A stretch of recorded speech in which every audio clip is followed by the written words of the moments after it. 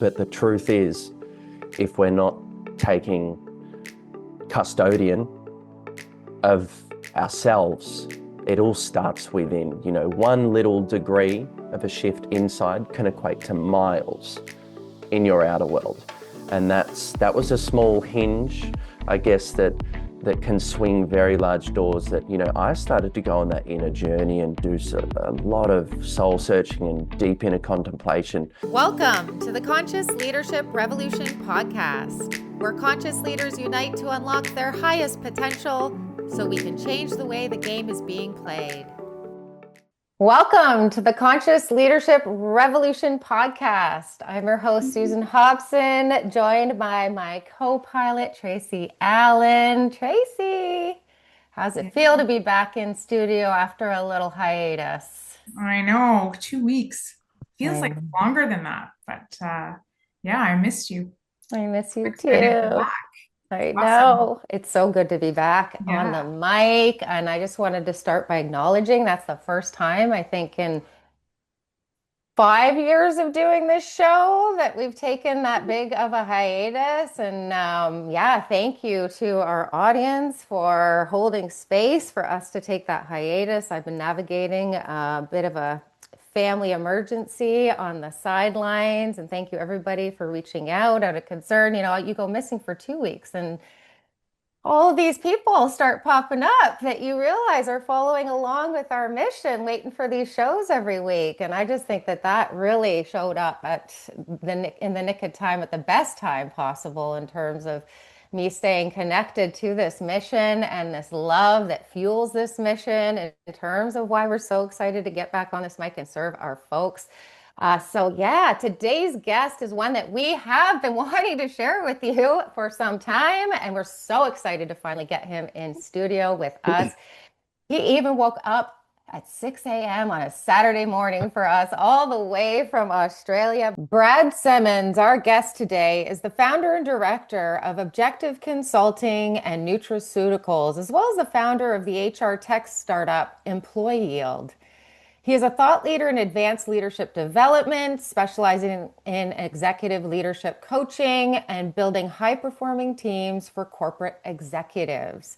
Having worked with small businesses, multinationals, and federal government, and equipped with a master's degree in business psychology, Brad combines a deep passion for psychology, personal growth, and systems thinking with real-world application. He is also the creator of the groundbreaking leadership framework, which we're going to talk about today, an assessment tool, the 5 stances of leadership. Brad, it is so freaking great to finally hit record with you. I've been dying to get you in studio with Tracey and I.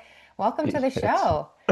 Thank you for the awesome introduction, Susan, and great to meet you as well, Tracey. Yeah, it's been a long time coming, but we finally made it work, didn't we? This is it.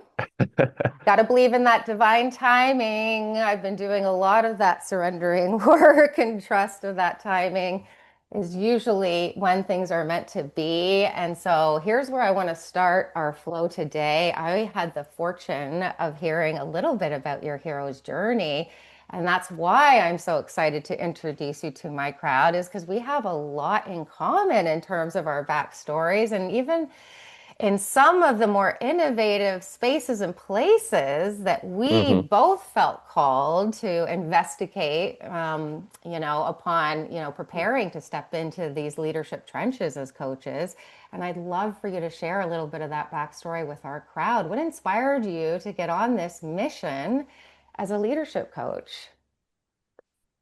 Great question. Look, my career started out in construction, just being a fellow construction worker, blue collar, on the tools for quite a few years, but the conversations remained the same. They were very surface level, very externally focused, lots of extrinsic motivators, and it seemed like everyone was just living from the outside in, instead of the inside out. And so I went on that journey for a while, and I was earning very good money, and I started to invest And then as I was going along and reading money magazines and all of these different things and, got into property at a young age, I thought this little question kept popping up because I've always been a deep thinker or a free thinker and very curious. And I started finding myself, okay, Brad, you've got your first two properties. What next? What next? Okay, then what? And then the questions started to reveal to me, well, you can have as many properties and as many things as you want in your outer world, but what's happening in your inner world? Are you setting yourself up to fail in some way? And so it was very much this entrepreneurial outward focused journey of accumulating material possessions mixed in with having very stagnant, basic, surface level conversations in construction. And the questions started to be becoming more inwardly focused. Okay, what next? What purpose? What will that give you? Okay, when you have that, what will that then give you? And I'm thinking, oh, am I overcomplicating things here? But I realized that no, I wasn't. And so instead of reading books about acquiring more properties and, tax strategies and shares and all this, the books started becoming more philosophical. I came across James Allen, As a Man Thinketh. In fact, the first book that I came across, which was, to do with wealth creation, but it was more about inner wealth. So it was this journey from outer wealth to inner wealth. And yeah, the book that I read was As a man I've thinketh. just gone completely mind blank on no, so not Neil Donald Walsh's book, Napoleon Hill. Mm-hmm. And now I've just gone Think and completely Grow mind. Rich. Is it That's think? right. Yeah. That's right. Okay. Gotcha. I'm looking at all these books in front of me right now. Napoleon Hill's Think and Grow Rich. That's where it started. Um, and that catalyzed a journey of then coming across other books like James Allen, As a Man Thinketh, and then further along, The Secret. I'm sure everyone's had their chapter of, looking at manifestation, philosophy, and then coming across Neil Donald Walsh, um, Conversations with God, and various others. And so I then went, no, enough's enough. I've got to get off the tools. I'm in the trenches. I want to have more of an impact. I'm learning all this great stuff, and the people that I'm spending most of my day with just don't want to entertain that conversation. So I've got to find a different way to have an impact and experience more fulfillment. And that was a transition from blue collar into white collar. And then I worked in the fitness industry. So I left construction and entered the real world again, is what I called it. And then worked my way up in management through the fitness industry and then transitioned over to consulting. And then from there, slowly worked in professional services and consulting. And then eventually went, you know what? I've got to get out on my own. And since I was 19, when I listened to that audio, Napoleon Hill, Think and Grow Rich, I was just on this very steep learning curve, and still am on this steep learning curve, which I guess brings me to where I created Objective Consulting and NutriCeuticals and various other ventures. And I guess here I am, is a short way of sharing my journey. I love it. And I think one of the things that we actually really aligned on is that, yeah, when you were starting to go on your certification journey, you started to get certified in things like I'm certified in NLP, and we talked about IFS. And so I knew right That's away right. that you weren't the average leadership coach. I get a lot of pushback just in terms of, why do you want to talk about me? Like the whole entry point in my leadership coaching that's so differentiating based on best practices here in 2026 is that I don't even let my leaders work on the externally facing stuff until they understand how they're leading themselves. Yes, And so so true. I just want to ask your perspective on that because that was obviously a very conscious decision for you to learn how to tee leaders up in that way, or was it? Tell us a little bit about why you felt called to investigate those modalities. So Yeah, and I suppose that's a little bit of what I skimmed over at the start. But essentially, so I'll share just a little bit of it. I'll take a step back here for a second.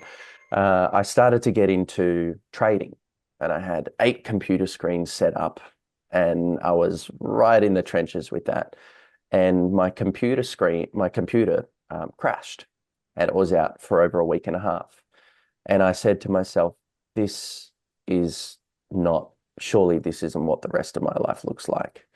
Just looking at a bunch of screens and trying to follow trends and make money that way. And I realized that my love for people and philosophy and unlocking our potential and finding our blind spots and our weaknesses, the chinks in our armor, and then figuring out where they come from and tracing them back.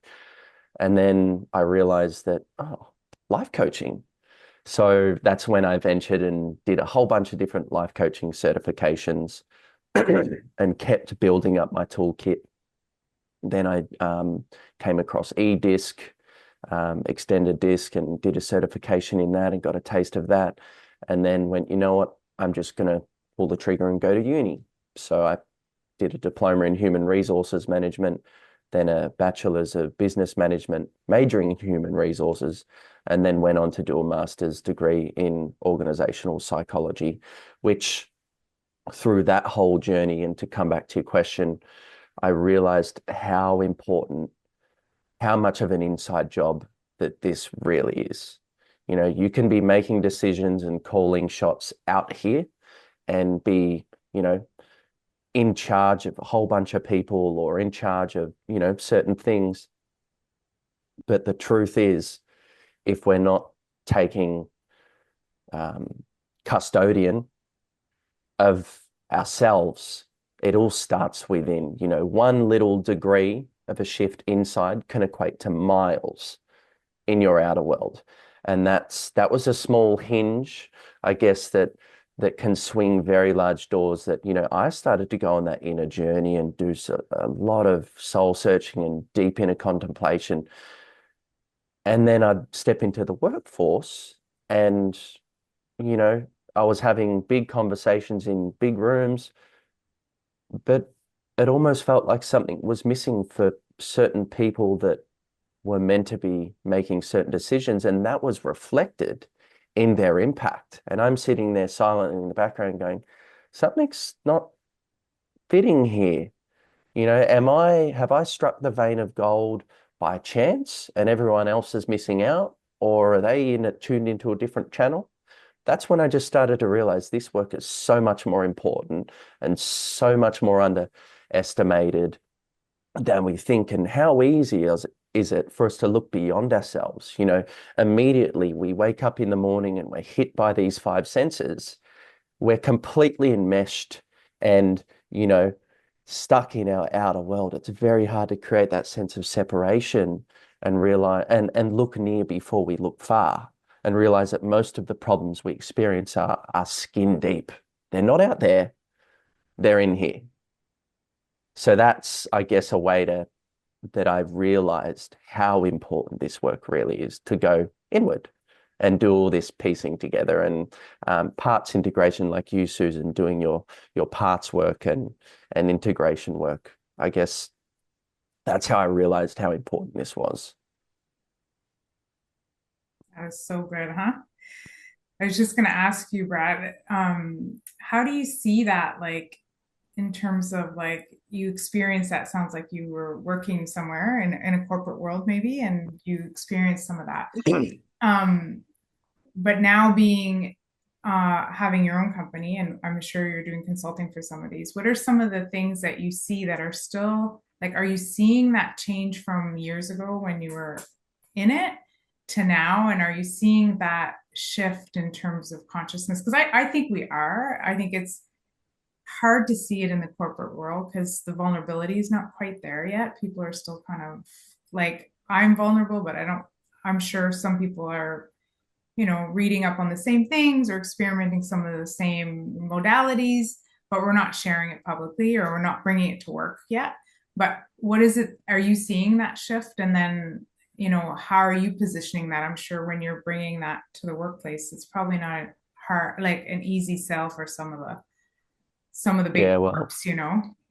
what I find interesting, great question. And I think so with some of my clients, it's a very, very, very slow journey.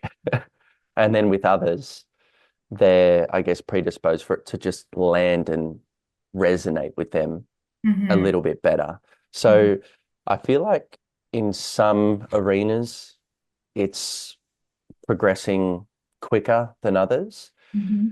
I think you touched on a few key things there. In the workplace, some companies talk a lot about psychological safety. Mm-hmm. And, that I think has been an entry point to help people become more aware of, interpersonal conflict and soft skills and um, relating and making sure that the environment is more regulated and safe for people to share how they feel.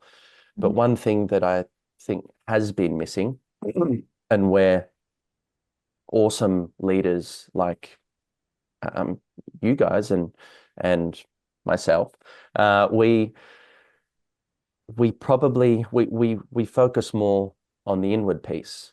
Mm-hmm. It's not just about how can I get my workforce to open up and be more vulnerable. We're asking the question, we're bringing it back to ourselves. So to me, it's about, well, how can we create greater psychological safety within? Because I cannot lead or create a safer space in my work environment than that I can create for myself. So I can only create a safer space outside as much as I can create a safe space inside.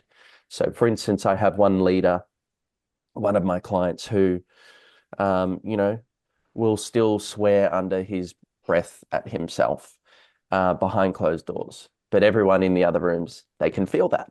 So how can you want an open door policy if they get even, hear faintly the relationship that you have with yourself? So through the psychological safety context, um, I think that can highlight the the contradiction that is still playing out. Leaders and managers and business owners, they're wanting X conditions and experiences in their outer world, but they're not bridging the gap inside. So yeah, for some it's happening slow, for others I think it's happening fast. It depends how much they want to go into it, how curious and inquisitive they truly are, I think. Probably a long way of answering your question. I Uh, just want to take that a little further because one of the themes that we look at on this show, Tracy and I, is just we obviously have pivoted this platform here in 2026 to really put the spotlight on what we're calling conscious leadership. Because with all this acceleration of AI, I think we're hearing a lot in the ethers about how it's going to bring us back to our humanity within the context of big business. And then future generations coming into the workforce that us parents know can't be led in the same unconscious ways. Like we really have to have the lights of self-awareness on in terms of, like being really conscious about how we're showing up to create safety for them. And so I wonder what your predictions are in terms of, what impact this all is going to have. Since it's going to be so accelerated, we can see it's going to create a lot of uncertainty, a lot of disruption. And yeah, I don't know how you're going to be able to play through all of that as a leader in big business if you're not consciously at the helm in your self-leadership. But what do you totally. think's coming down this pipeline in terms of Uh, people adopting and this methodology and this way of leading consciously? What are your predictions there? I think that we're going to be confronted with a very big and clear mirror. There'll be not a speck of dust on that mirror to capture our attention or distraction, and we'll be forced to just go within. And the metaphor that I use here that's really going to speed that up and sit us on our ass, if I can say that, Hmm. is AI. AI will essentially, or in some ways, will dethrone a lot of big personalities because it will hold up the mirror and show either a lack of competence and potentially a lack of, yeah, deeper understanding as much as AI. There's pros and cons for AI.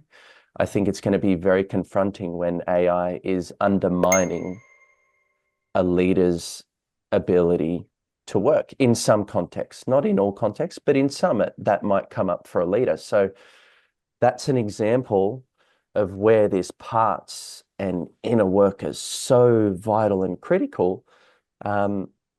In Gestalt therapy, I've come across this concept of the top dog and the underdog, and learning how to assimilate and bring together our own, so this is to do with the inner critic, the voices, where you have our protector parts and we might have our exiles. How can we help them create a safer, healthier, cohesive relationship within the self?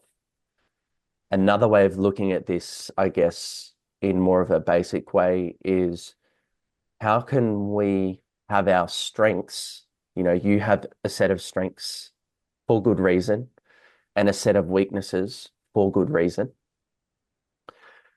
How can we get our strengths to befriend our weaknesses instead of seeing them as our enemies? And I find that that's just a very simple metaphor that a lot of people can relate to, is my strengths have you could probably wrap up your own strengths and that carry a certain tone and a certain voice and a certain story and message. So too would your weaknesses. How can we get them to integrate and befriend each other and realize that maybe the weaknesses are the wisdom that our strengths need? Sometimes our strengths are overused, over-relied on, and our weaknesses might be able to, they can come together and meet in the middle, which is all this parts integration work. So I feel like, I guess, zooming back out, I feel like we're going to be confronted with, like I mentioned earlier on, offline, I believe, is how do we develop our own inner Swiss Army knife? If we can't learn to integrate more within in a humble, sincere, honest, and compassionate and self-accepting way, things will get a lot harder for us in our outer world. That's my thoughts. How does that sit with you both? Tracey, you resonate? Yeah, I mean, I think that's like, our weaknesses is a lot of times are there to show us, to give clarity on areas we need to either to recognize or to notice or to teach us something. So, and then that's kind of with the strengths, right? Eventually they become a strength for us because we figured it out. Self-awareness, you work on it, you understand why it's there, why it exists. And it's usually a lesson of some sort that we kind of work out, right? So yeah, totally agree. Yeah, it's a Yeah. ticket to the growth zone too, Yeah, right? Like you can't exactly. spend all your time looking at your strengths because then you never acknowledge your gaps. And if you never acknowledge your gaps, you never find the opportunities for growth. Yeah. Could I just say as well, when we look at the leadership landscape or the leadership development landscape, there's lots of tools out there, even the Strengths Finder, I think it's Gallup Strengths Finder. And so many leaders are looking for ways to remain validated in who they are now, and let's find out what my strengths are so that I can just use them more and more and justify why I use my strengths. That's actually just keeping you stuck in the limited current version that you are. It Mhm. creates justification. Sure, you might use your strengths better, but it's actually keeping your leadership range within that bandwidth. It's just more polished, more accepted, more refined. And I really need to ask a question, is that the journey we're on, to just get a hit of validation and pretend that we're truly growing and digging deep, but really we're just polishing the same hammer that we've used for way too long and justifying why we can use it more often? Is that really the direction that we, ought to head in? And Well, I that's think, why I welcome the disruption. What were you going to say, Yeah, Trace? no, yeah. I was just going to add something on because I think a lot of the times, like the way I look at strength is the strengths also have the other side, which is the weakness, right? Like when there, I might be strong in some areas and it might work in some context and some situations, but they usually Yes, on the other side of that, those strengths can be weaknesses in different contexts and situations. So, but I think as leaders, totally. like what you talked about, we tend to just focus on the strength piece and like assume it's good in every situation. And we're actually looking past that about the weakness side and we're missing part of the storyline. And I think Totally. that's like leaders, we need to be more aware of that, you Yeah. know, so that we can actually recognize that your strength is good sometimes and in some contexts, but it's actually a weakness in others. And how do Yes. you actually fine tune that so that when you're in situations, you adjust and pivot those strengths and weaknesses, because that's the whole goal, is understanding the context that you're in to make sure that you get the best results out of that Yeah. discussion or situation that you're in, right? Totally. And Dr. John Demartini talks a lot about that as well. So a lot of do you both aware of Dr. John Demartini? A lot I'm of a lot of his work is based on um, looking at the opposite perspectives and collapsing them and balancing them out. Getting rid of the charge, the polarity, and neutralizing, so that you can just be more at ease and more at peace with what's going on. So if we can, continue to build a relationship with our strengths in a more conscious way, but then bring our weaknesses into the fold, into the helm, I think maybe, Susan, you would call it, bringing it all in together. How much more range and bandwidth and capability do we now have? Ding, All of a ding, sudden, ding. we'd go to one section in our toolkit and grab that trusty tool that we've probably been using since we were little, when we had to adapt in our family home within the tribal cycle, we had to adapt.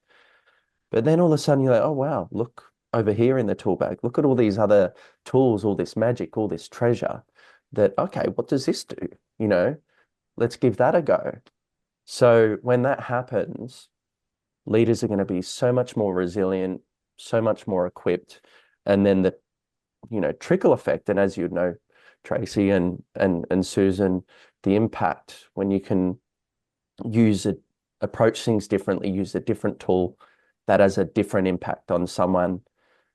And that seeing those moments where you can change the trajectory of someone's life and that light bulb just finally coming on, that penny dropping, that then has a shift down the line. And it's just phenomenal when that happens.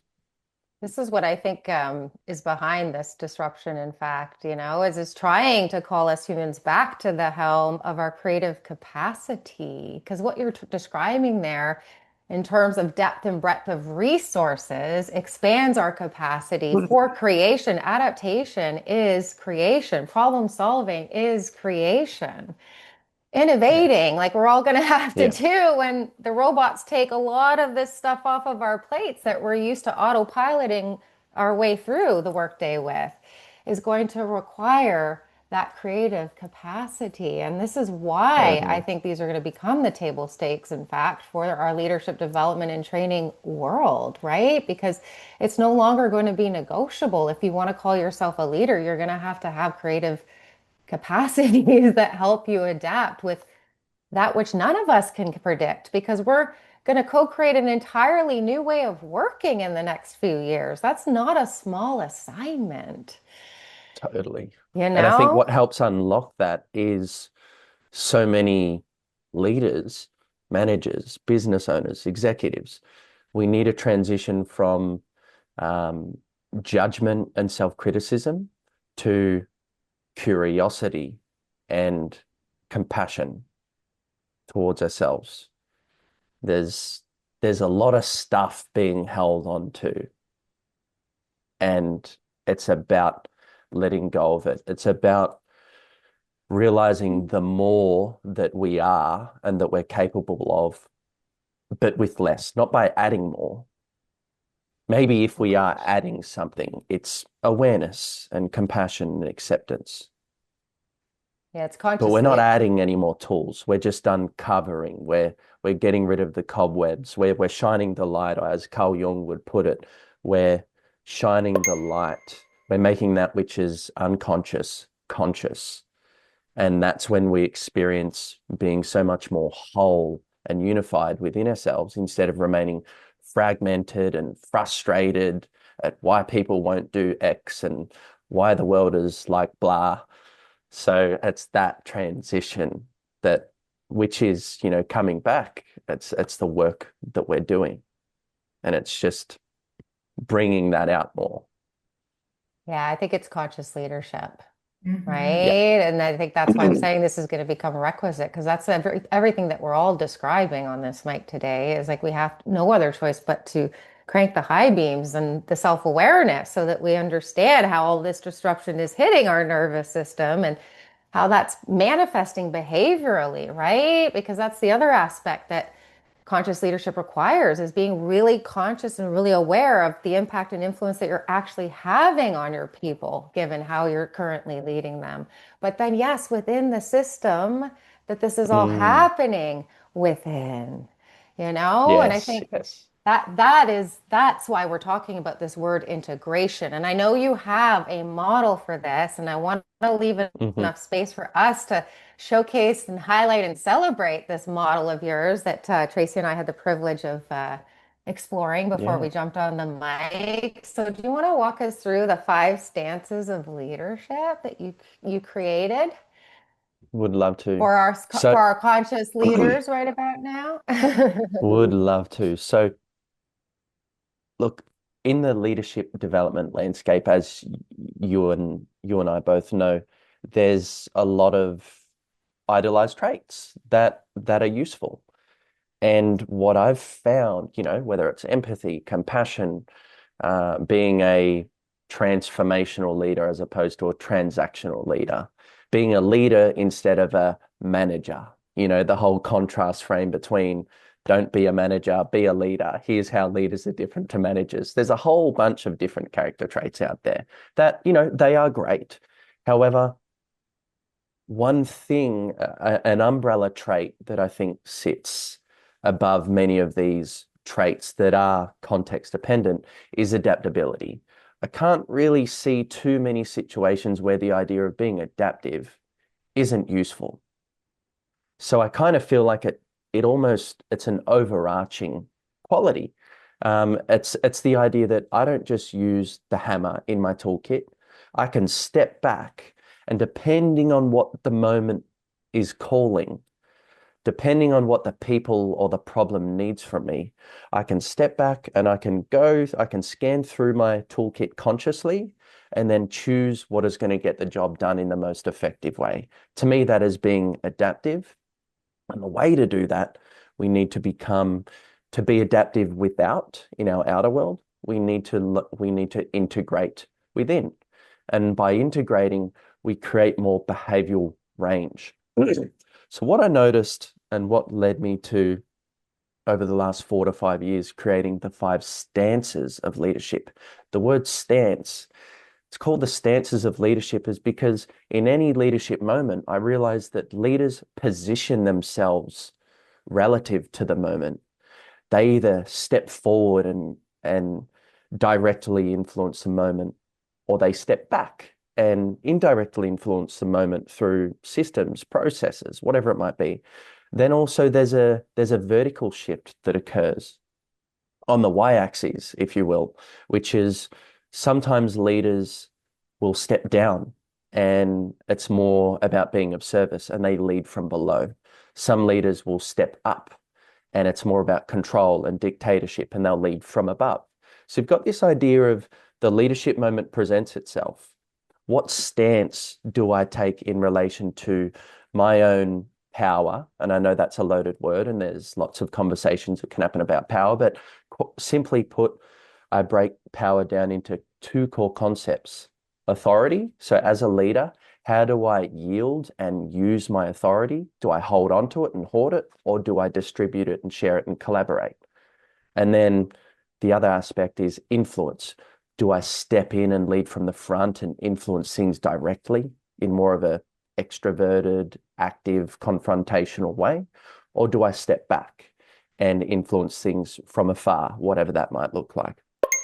The centerpiece, though, is so you've got this idea of leading from above, leading from below, leading from the back, leading from the front.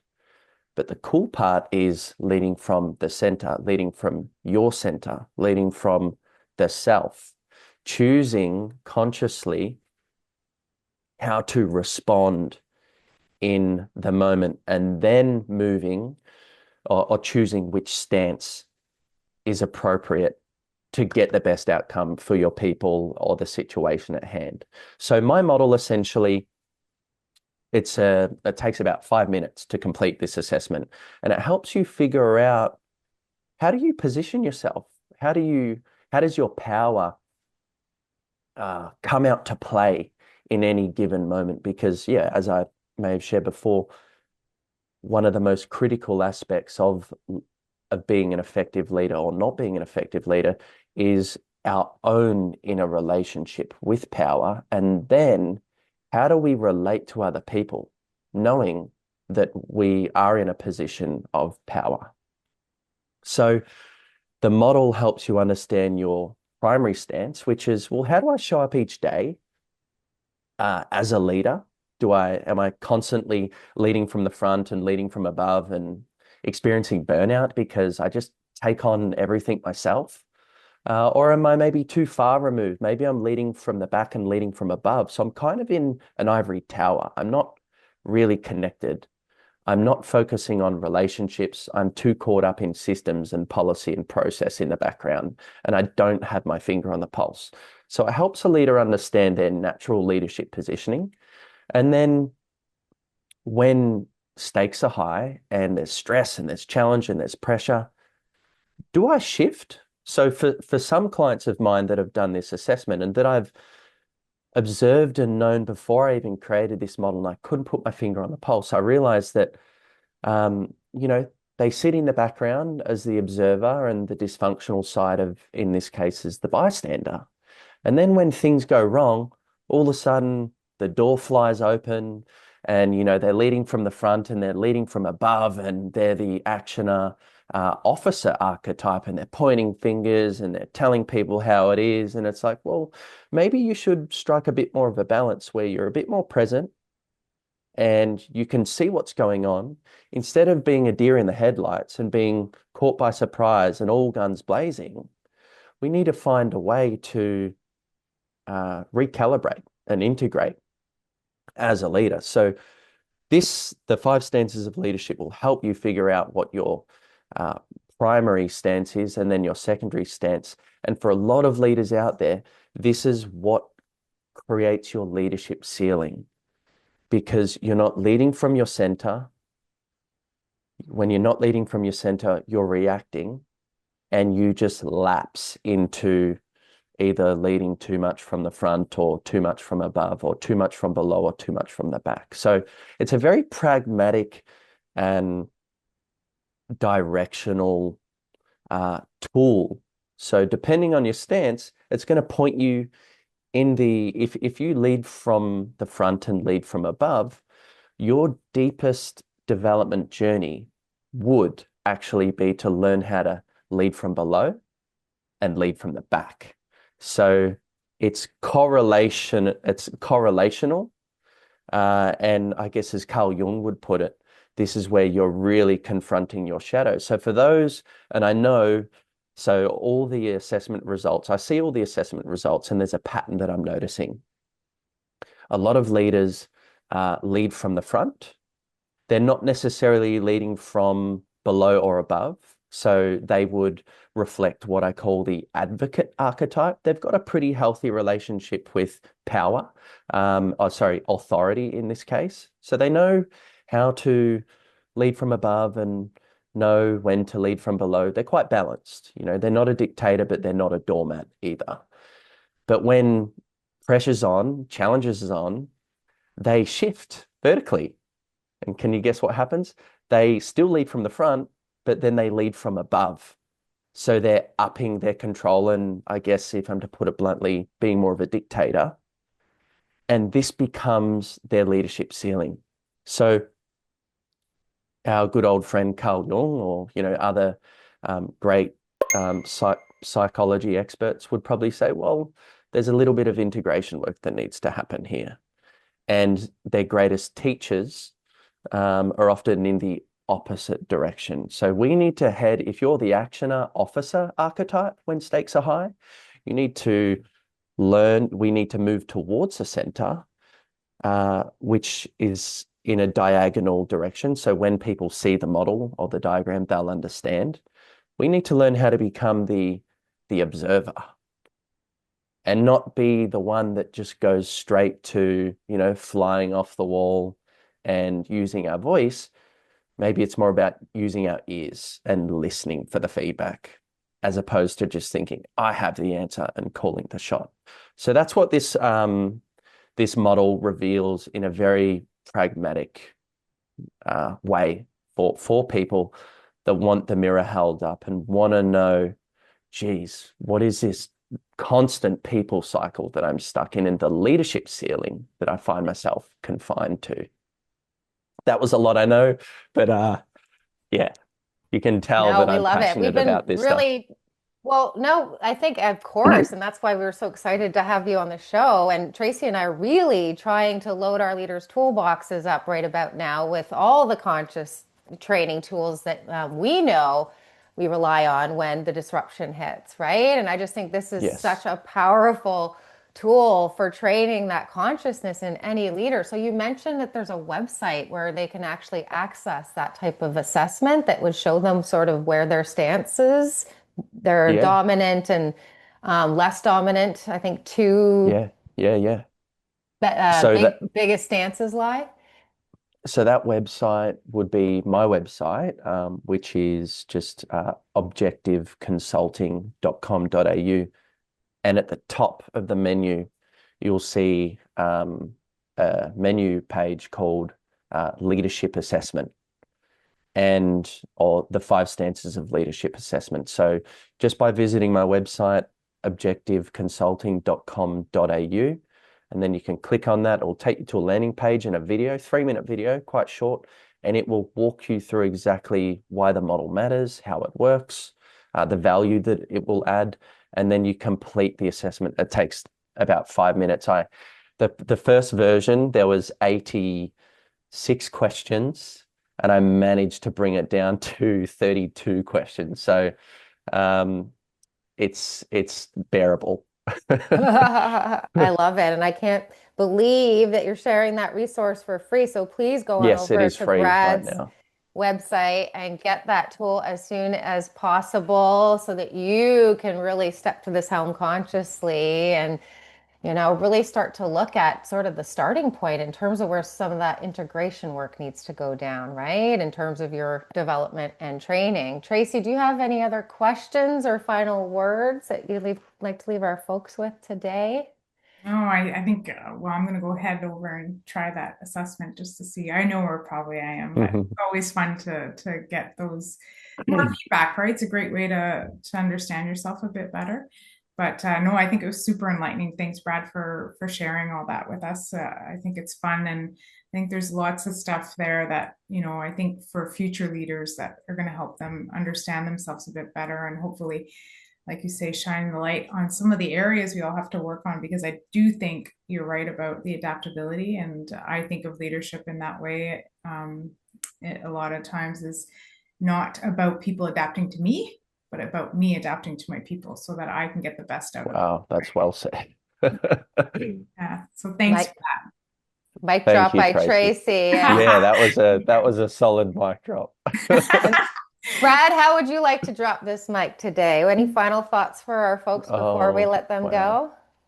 I would just say if you do the assessment, pay attention to the last part of the report. So when it gets sent to you via email, the growth development pathways are probably the most juicy and insightful. So great to learn about your strengths, great to learn about your shadow, but it's then, okay, how does the rubber meet the road?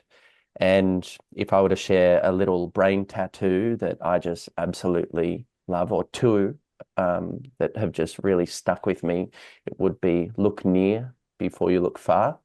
Mhm. And if you don't go within, you go without. Woo!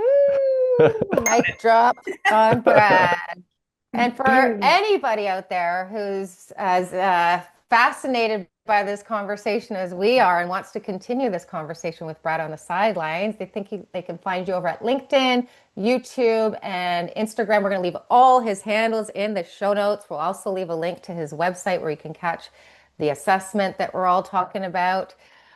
Thank you so much, Brad, for coming in to share your Thank you so brilliance much. with our audience. We'll definitely be having you back for a part 2 down the line once we really see if our predictions play out in the way we're all intuiting that they will. I've so thoroughly Totally. enjoyed this conversation, as I always do with my conscious leaders. There's nothing I enjoy more these days than having these conscious conversations on behalf of our leaders who are definitely up against it. We know because we serve every day in these leadership trenches. And all I can say is I have never been more grateful for my toolbox than right about now as I'm navigating all this disruption and needs for adaptation in my own lane. It just deepens the respect that I have for this work oh so much. This is Totally.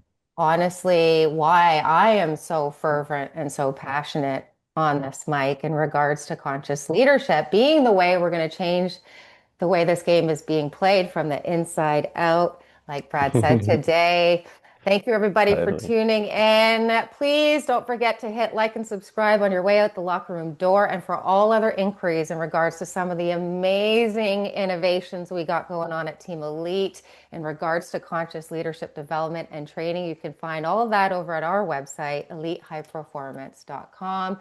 Thank you everyone for holding space for me to be able to attend to the things I needed to attend to over the last 2 weeks. It feels so good to be back in the chair and serving all of you. Oh, back in this flow brings me so much joy. I'm grateful for every single one of you tuning in, and we'll see you next week.